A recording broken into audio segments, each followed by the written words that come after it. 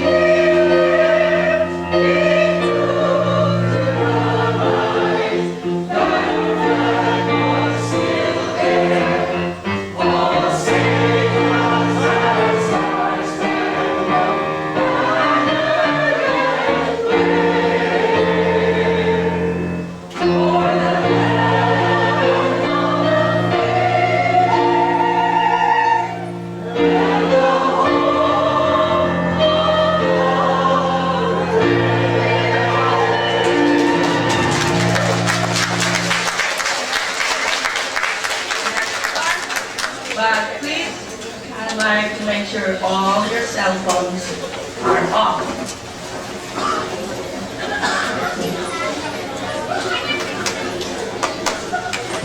We're in church, so, or in nativity, the phone rings, must be God calling.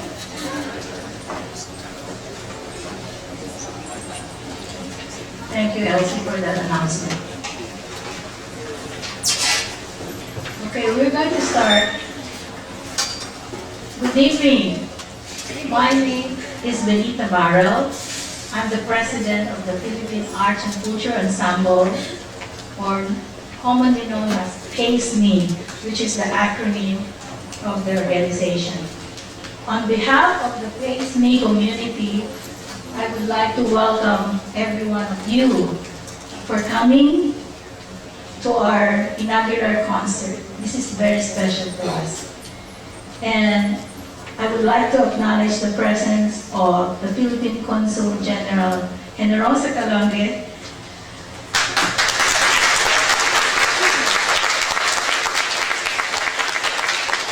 It's really an honor and a pleasure for us that you're able to join us on this special occasion.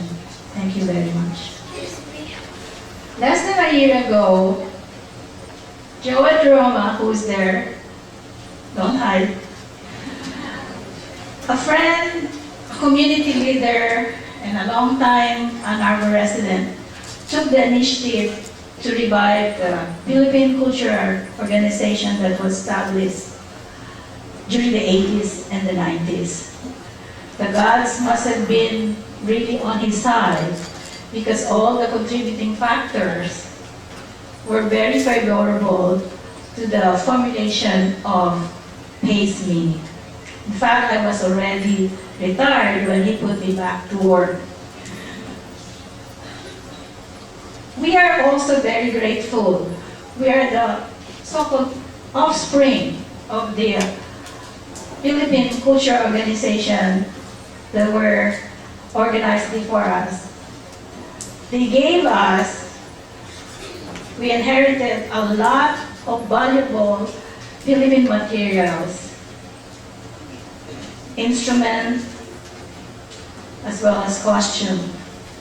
They left a wonderful legacy, and for that, we thank them. Face My's mission, Face Me, sorry, sometimes I say Face My, is to sustain and to promote our Philippine culture heritage through the teaching and learning of our traditional songs, dances, and music. However, the most important component of this is the community, a deep sense of bayanihan spirit, meaning working together. Because even if we have a good mission, if we don't have the community, the support of the Filipino American here in Ann Arbor, we won't be able to fully realize our initiatives and our programs. I wouldn't be here without the hard work and dedication of my fellow executive board. Gemma Almendras, who is co-president, Joel Troma, Elizabeth Ordinario, Rose Ignacio, Francis Oligario, and our youngest member, Gina Almendras. The volunteers and parents and community members and my fellow dance instructor, these are the behind-the-scenes leaders and movers, and you know who you are. And for that, hats off, and thank you very much. You've done a wonderful job.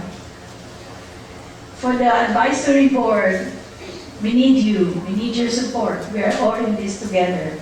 And thank you for being here with us. And for all the participants, I can't name everybody. I would like to thank you, young and old alike. They're so amazing. They really, really tried so hard to master their craft. And last but not least, Professor Christian Castro, who is here with us since day one. She joined us. Thank you for joining us. Maraming salamat, Face Me families, for giving me the opportunity to work with you and for your friendship. And for everybody, I would really encourage you to join us. We have so much to do. It's not only folk dancing or doing the music, but we can really do a lot more. And we need your leadership and your support. And so, with that, I would like to give the stage to our wonderful MC for tonight, Sean Almendras, who is also a member. Thank you so much. Thank you. Ladies and gentlemen, mga kababayan, mabuhay. Mabuhay. The Philippines, roughly 7,100 some islands, depending on the tide. The lower the tide, the more islands we have. We speak about 130 to 180 different languages. I myself speak 3 of them fluently. The 4th one I had to learn because I knew my mother-in-law was trying to sell me. I knew enough to stay away from those areas. Tonight we celebrate a fiesta. What is a fiesta? Filipinos celebrate about 275 or so fiestas every year in the Philippines. And those are the only ones that I've attended. Probably more out there. Fiesta is a Spanish word for party. And yes, the Filipinos do love to party. In the Philippines, the word brings a smile to the face of almost every Filipino. After all, A fiesta is a special time with friends and family. It's a time for fellowship, for food and drink. Tonight, none of that. There's water in the back and some pop. And lots of activities. In the islands of the Philippines, a fiesta was a means to celebrate a religious event, a town celebration, a family milestone, homecomings, and even the arrival of special guests. Fiestas were usually a day-long event, but there are others, for those of you from Bohol, where they celebrate their fiestas for over a week. But preparation was always key. Planning for a fiesta ranged from something complex, taking months to organize, to something simple, requiring only a few days to put together. And I personally have found these quickly thought out, spur-of-the-moment fiestas to be the most fun. Delegation of tasks. Hoy, Benita, you're in charge of the dance. Gemma, make sure that Banduria is tuned. Your group is going to be performing. And make sure you get Elsie to sing. Toto, you and Sandy are responsible for the food. And make sure you hide some for me for later on, okay? Maritoni, we expect the stage to be this high and this wide. But of course, you're in charge. In some barrios and villages, the stage was usually a makeshift platform along the corner of the main thoroughfare, elevated a few feet above the ground to allow for the performers to be seen from the back rows. And personally, as a kid, because of the limited space, watching the performers scrambling between sets and props being shuffled around, musicians tuning their instruments, and children, little kids, hopping onto the stage between sets. This in itself was entertainment, and I enjoyed it. Well, guess what? All of you are in for a treat tonight, because you're going to see all that scrambling around on this little makeshift stage we have here. This makeshift stage.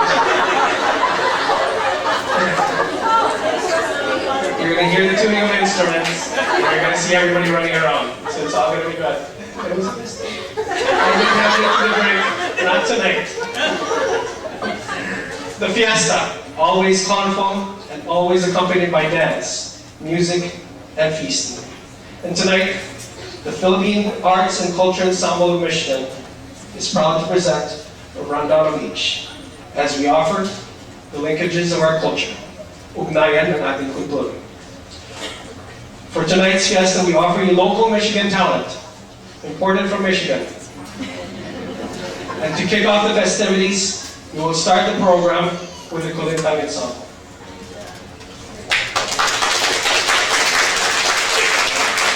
So as we get to the stage now, let me give you a little bit of a background here. When I was about 5 or 6, I remember banging on well-positioned cans of oil.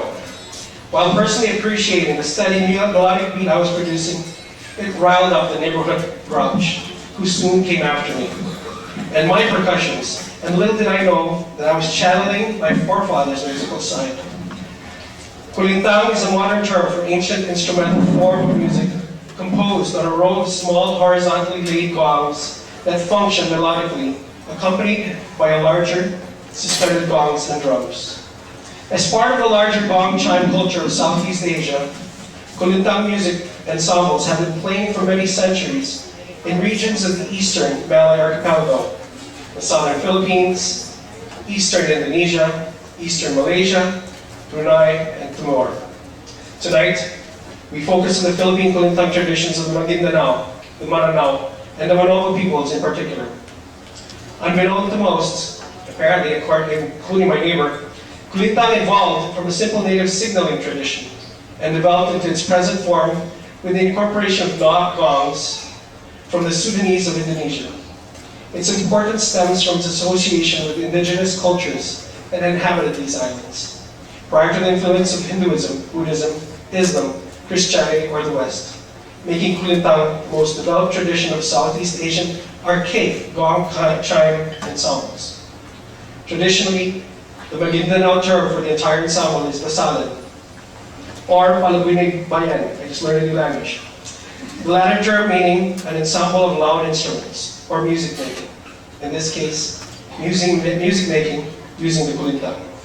Ladies and gentlemen, our Kulintang Ensemble.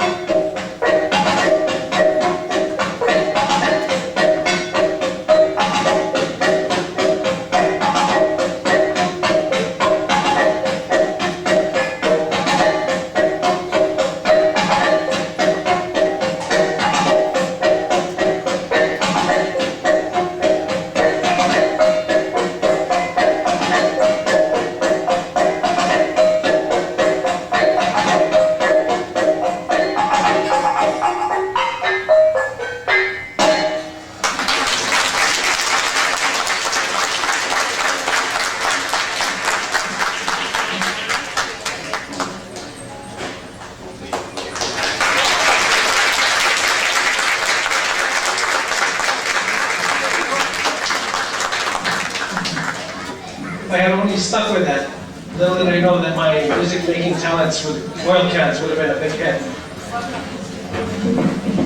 So moving on to the next section of the program, and turning things down a bit, we switch over to the romantic side of the region, from the region of Visayas, where I'm from. Yes, romance is in our hearts. Kundiman is a genre of traditional Filipino love songs. The lyrics of the Kundiman are written in the language of Tagalog, and the melody characterized by smooth, flowing, and gentle rhythm, with dramatic intervals. Kundiman is a traditional means of serenade in the Philippines, and used to express feelings of romantic love or intense longing and devotion.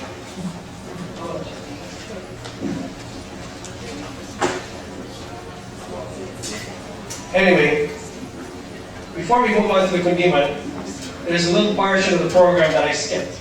You're gonna be entertained. And I did not drink. So this is actually still part of the Kulintang Ensemble, just a little different, a portion of it which includes dance.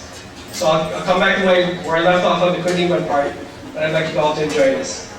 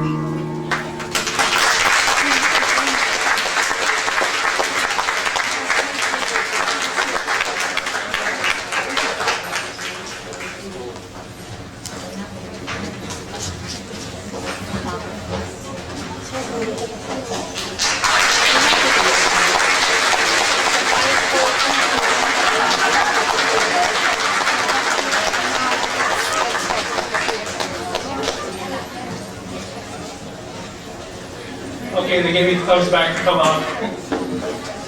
So I was speaking about the Kundiman, but before that, while we're setting up the stage, since I cut my little script here short, I was inviting friends to come out, and I see a couple of them in the crowd. I really appreciate you coming out tonight.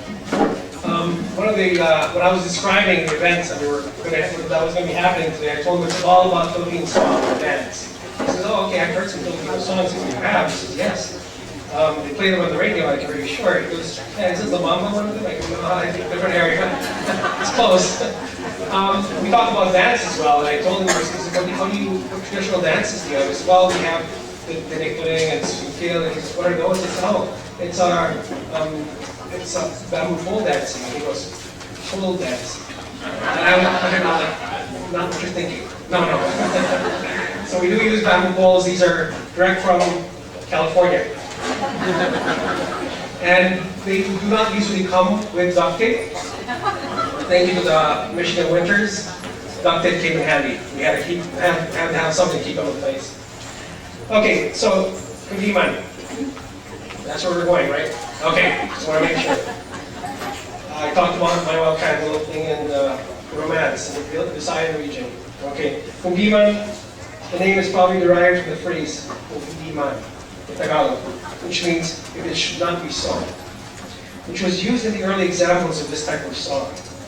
For modern songwriters, the term Kundiman is usually loosely used in reference to any romantic ballad which is similar in sentiment with traditional Kundiman.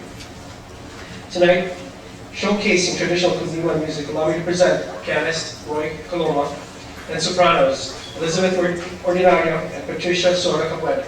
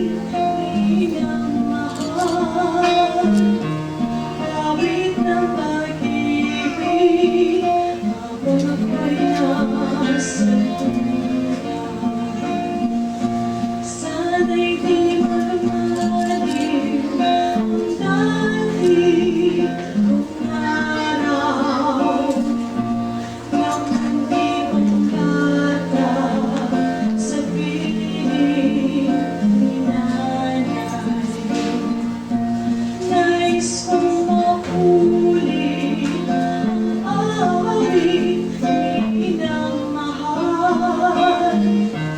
awit ng pag-ibig habang ako'y nasa lunan. Sa aking pagtulog, lalapis ang higpit, bantay ko'y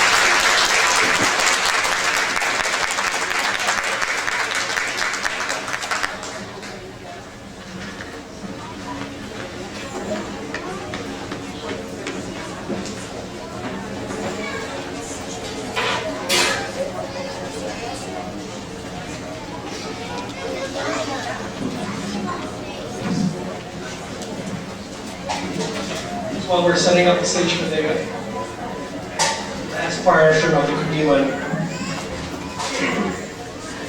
somebody in the back was asking me if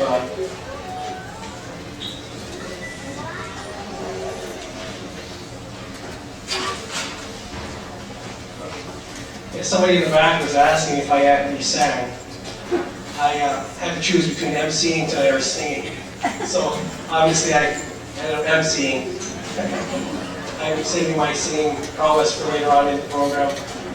So this next portion of the Kundiman, we would like to invite Elsie